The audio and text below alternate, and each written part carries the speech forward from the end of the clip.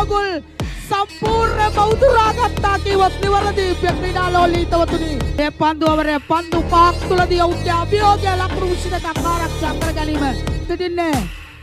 ගෝගුල්ට එරෙහිව පන්දුව පුල් පාරක් කළ කරනවා. ලකුණු 6යි කැටි යලන කියන පන්දුවට පන්දු යයිම සදා මෙන්න දිවෙනවා තමාගේ සීමාව කරා පමණ කැටි පන්දුවට තමාගේ ආත්තල අත්දැකීම් උපයෝගී කරගනිමින් නැවතත් පුල් පාර මේ පන්දුවවරේ 50,000ක් ලක්ෂ දරවා පාරක් කළ කරනවා. එවරේ ලකුණක් පමණයි. ලකුණක් කරා දිවයන්නේ ලකුණු අතර සිටින ගෝගුල්ට අවස්ථාව ලබා දෙනවා. පන්දු දෙකයි ලකුණු 10යි තරගය ගෝගුල් ජය ගනීවිද? පාරක් කළ කරන උඩ පන්දුවට ලකුණු 6යි.